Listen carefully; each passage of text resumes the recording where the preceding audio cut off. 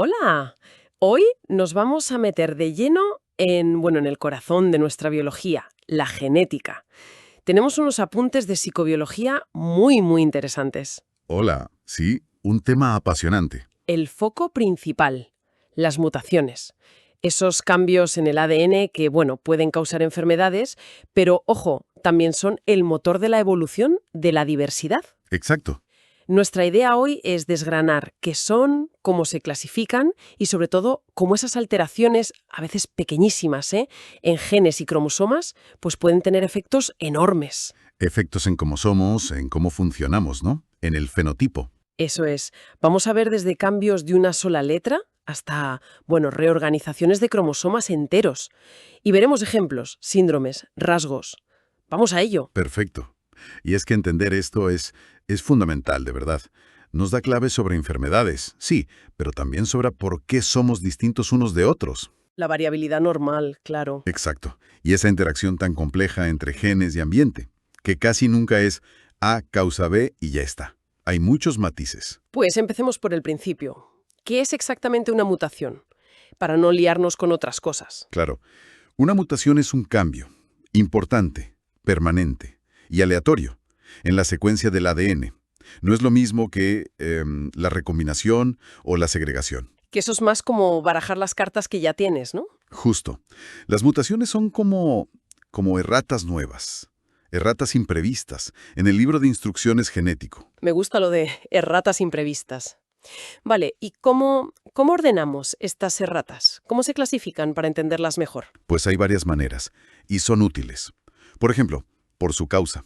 Pueden ser espontáneas, o sea, errores que pasan al copiar el ADN. Errores naturales, digamos. Sí. O pueden ser inducidas por cosas externas, mutágenos, radiación, químicos. Vale. ¿Y según dónde ocurran? También. Si ocurren en células del cuerpo, las somáticas, pues afectan a esa persona y ya está, no se heredan. Ajá. Pero si ocurren en las células germinales, óvulos o espermatozoides, esas sí pueden pasar a los hijos. Claro, ahí está la clave de la herencia. ¿Y según en qué cromosoma? Precisamente, pueden ser autosómicas en los 22 pares normales, digamos. O ligadas al sexo, en el X o en el Y. Exacto. Y los patrones de herencia cambian mucho ahí. Y luego a nivel molecular, que esto es importante, A ver. pueden ser puntuales, o sea, cambiar una sola letra, un nucleótido. Esto a veces crea diferentes versiones de un gen, los alelos. Vale, un cambio pequeño. O pueden ser más bestias, digamos. Las de marco de lectura, o frameshift. Frameshift. Eso suena a que se descoloca todo, ¿no? Totalmente. Pasas y metes o quitas una letra, un nucleótido. Imagina que lees el gato come pan Sí. y quitas la G. Queda el gato come pan. Cambia la lectura de todas las palabras de 3 letras a partir de ahí. Ostras. ¿Y la proteína que sale de ahí? Pues normalmente no funciona o es totalmente distinta. Es un cambio muy gordo. Entendido. ¿Y si miramos el efecto que tienen? ¿Qué tipos hay? Pues pueden causar pérdida de función, o sea, el gen deja de hacer bien su trabajo, o al revés, ganancia de función. Hace algo nuevo, o más de lo normal. Vale. Pueden ser letales, claro, si afectan a algo esencial, o pueden ser neutras, que no tengan efecto aparente. ¿Y por qué serían neutras? Pues quizá caen en una zona del ADN que no codifica nada, o justo el cambio de letra da el mismo aminoácido. Vale. Esas son las mutaciones, digamos, a pequeña escala. Pero los apuntes también hablan de cambios mucho más grandes, que afectan a la estructura de los cromosomas. Sí, aquí subimos de nivel. Ya no es cambiar una letra, es como reorganizar párrafos enteros del manual. Exacto. Son las alteraciones cromosómicas estructurales. Un tipo clave es la deleción. Se pierde un trozo de cromosoma. Ajá. Y esto está detrás de síndromes como el de Prader-Willi y el de Angelman. Que, ojo, ambos son por una deleción en el cromosoma 15. Sí, eso me llamó la atención. Pero los síntomas son súper distintos según si el cromosoma que tiene la deleción viene del padre o de la madre. Es fascinante. Luego volvemos a esto, que tiene miga. Vale, me lo apunto. Y mencionaban también el síndrome de Williams. Correcto. Ese es por una deleción en el cromosoma 7 y da un perfil cognitivo muy especial. Problemas con lo espacial, pero a menudo mucha habilidad con el lenguaje, la música, y son muy sociables. Qué curioso. Sugiere que las capacidades mentales quizá no son un todo, ¿no? Como módulos. Justo, esa es la idea de la modularidad, que diferentes redes genéticas podrían estar detrás de distintas habilidades. Es una línea de investigación muy interesante. Ya veo. ¿Y qué más reorganizaciones hay, aparte de perder un trozo? Pues puede pasar lo contrario, una duplicación. Se repite un segmento. Tener genes duplicados del 21, por ejemplo, se puede parecer a tener una copia extra, como en el Down. Vale, duplicación. ¿Algo más? Una inversión. Un trozo del cromosoma se da la vuelta. No se pierde nada, pero cambia el orden de los genes. Ajá. Y luego está la translocación. Un fragmento se va a otro cromosoma distinto. Y eso tiene consecuencias siempre. Depende.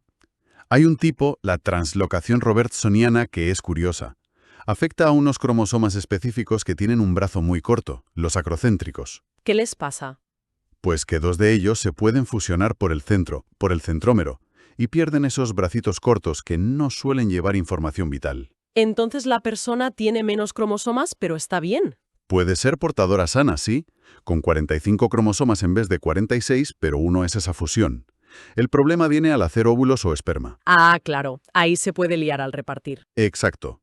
Puede dar gametos con dosis incorrectas. Por ejemplo, una translocación entre el 14 y el 21 es causa de un tipo de síndrome de Down familiar. Familiar. El hijo afectado tiene 46 cromosomas, pero uno es la fusión 14-21, así que en la práctica tiene material extra del 21, como la trisomía 21 normal, pero el origen es distinto y puede pasar de padres a hijos. Muy interesante eso. Y hablando del número, ¿qué pasa si lo que cambia no es la estructura, sino directamente cuántos cromosomas hay? Esas son las alteraciones numéricas, o mutaciones genómicas. Las más importantes para nosotros son las aneuploidías. ¿Aneuploidía qué? Aneuploidías. Significa que falta o sobra algún cromosoma suelto. Normalmente por fallos en la meiosis, la división que crea óvulos y esperma. Vale. Ejemplos. Pues si falta un cromosoma, es una monosomía. La única que es viable en humanos es la del cromosoma X. Es el síndrome de Turner. 45X, ¿verdad? Eso es. Fenotípicamente son mujeres. Suelen tener baja estatura, entre otras cosas. Y lo de la estatura es curioso. ¿Por? El gen SHOX, que está en una parte del X que normalmente... Espera. Inactivación del X. ¿Qué es eso? Bueno, es un mecanismo de compensación genial. Como las mujeres son XX y los hombres XY, para que no haya el doble de dosis de genes del X en mujeres. Claro. En cada célula de la mujer, uno de los dos cromosomas X se inactiva en gran parte. Se compacta mucho y forma el corpúsculo de Barr. Entiendo. Para equilibrar con los hombres. Exacto. Pero en el síndrome de Turner, como solo hay un X, aunque el segundo X estuviera mayormente inactivo, su ausencia total tiene consecuencias, como esa de la estatura por el gen SHOX. Vale, ahora sí. ¿Y si en vez de faltar, sobran? Esas son las trisomías. Tener 3 copias de un cromosoma. La más famosa, la trisomía 21. El síndrome de Down. Sí. Pero también hay de los cromosomas sexuales.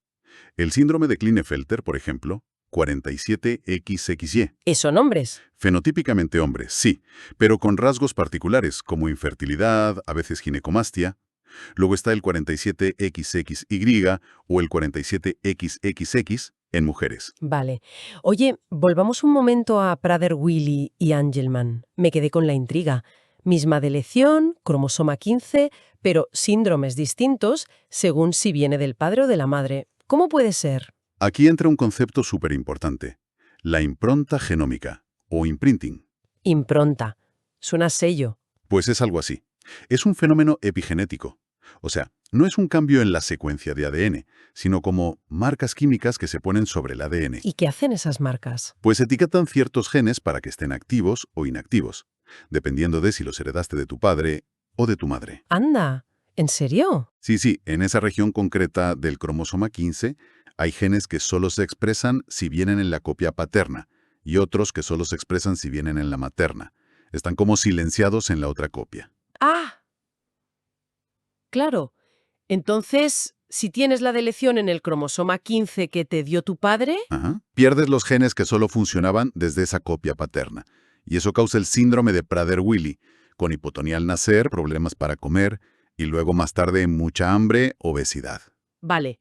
¿Y si la deleción está en el cromosoma 15 de la madre? Pues pierdes otros genes, los que solo se expresaban desde la copia materna. Y eso causa el síndrome de Angelman, que es muy distinto.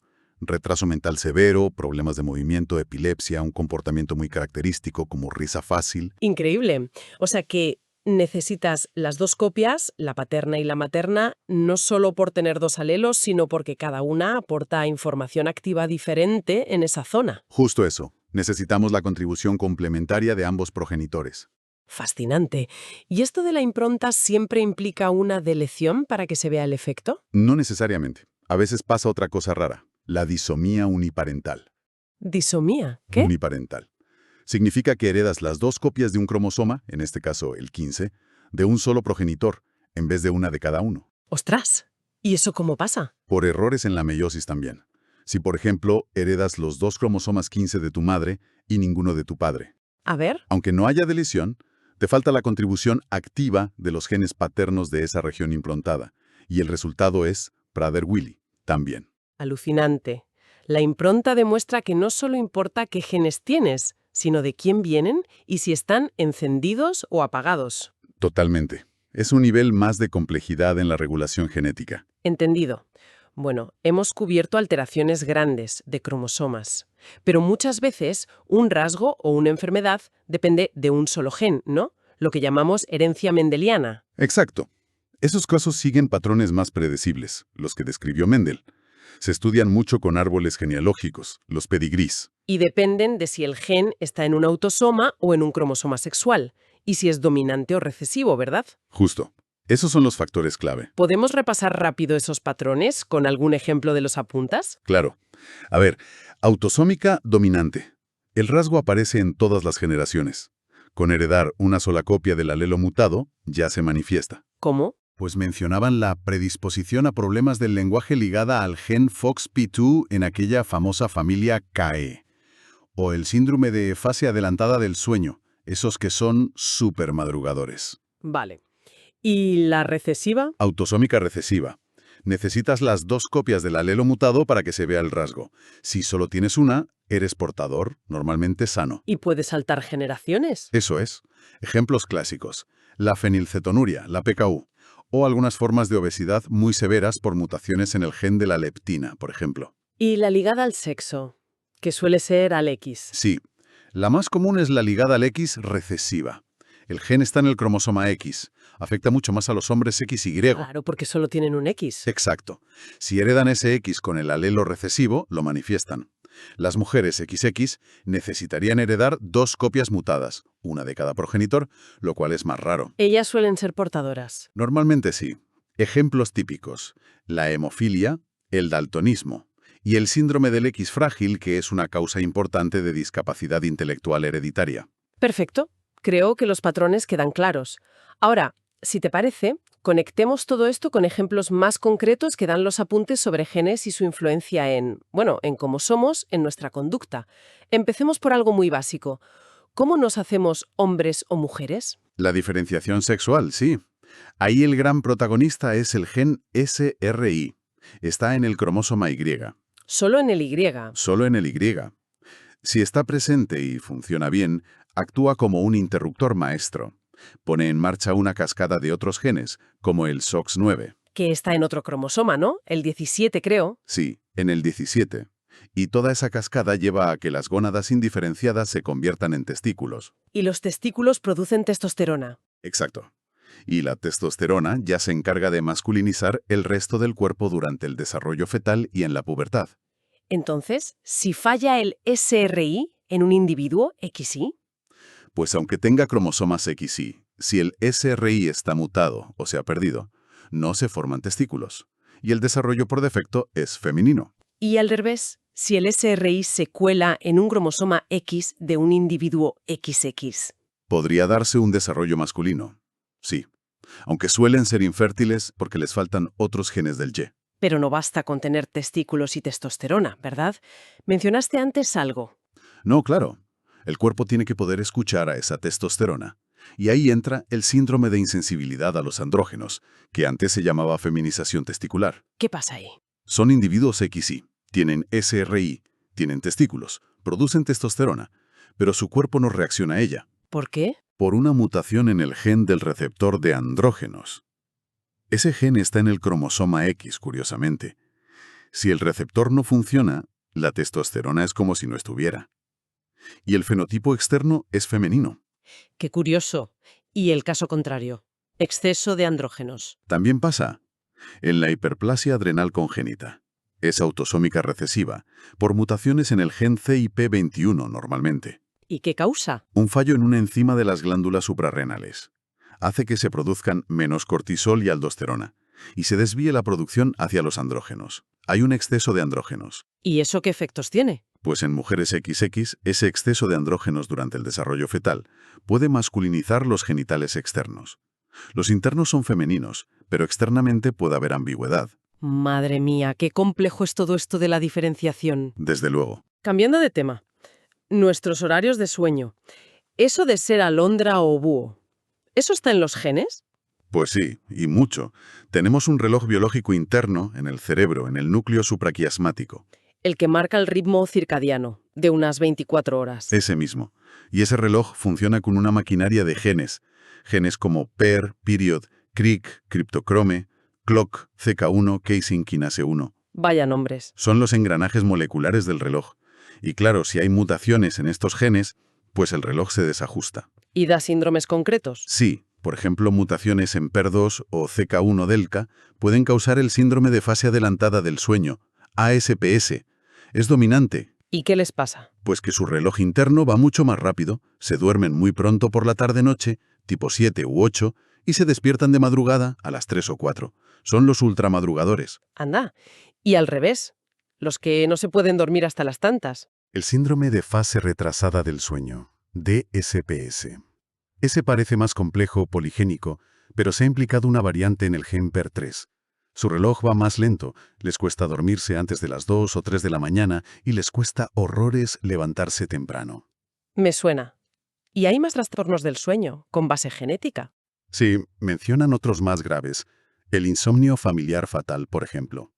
Es una enfermedad priónica, como las vacas locas, causada por mutación en el gen PRNP.